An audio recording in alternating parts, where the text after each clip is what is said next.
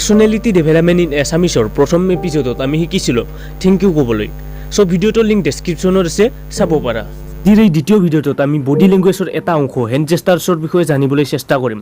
Hand ষ্টিপলিঙৰ বিষয়ে শুনিছা কেতিয়াবা? এয়া হৈছে হেণ্ড ষ্টিপলিং। দ্বিতীয়টো হৈছে মডিফাইড ষ্টিপলিং। তৃতীয়টো হৈছে ইণ্টাৰলেছড finger plus thumbs up. Body লেংগুৱেজৰ যিকোনো কিতাপ নপঢ়া কিয় এই তিনিটা হেণ্ড জেষ্টাৰ্ছৰ বিষয়ে পঢ়িবলৈ পাবাই।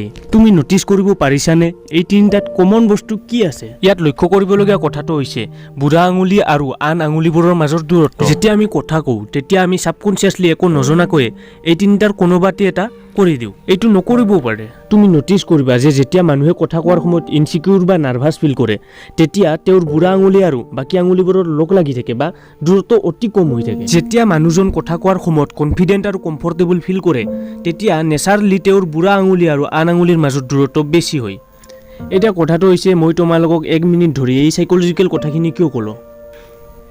যেতিয়া তুমি ডাঙৰ মানুহৰ লগত কথা কোৱা বা ষ্টেজত ভাষণ দিয়া তেতিয়া তুমি এই টেকনিক ব্যৱহাৰ কৰিব পাৰা। চাবা, এই টেকনিক ব্যৱহাৰ কৰিলে তুমি ষ্টেজত কনফিডেণ্ট দেখিবা, তেনে মাত্ৰ কথা নহয়, তুমি নিজে কনফিডেণ্ট ফিল কৰিবা। ভয় ভাৱ নোহোৱা হৈ যাব তোমাৰ মনৰ পৰা এনেকুৱা টেকনিক ব্যৱহাৰ কৰিলে। ইটছ নট এবাউট শ্বয়িং others, it's about improving yourself, it's about improving your body language. যদি তুমি নিজৰ বডি লেংগুৱেজ ইম্প্ৰুভ কৰা লাভ কাৰ হ'ব?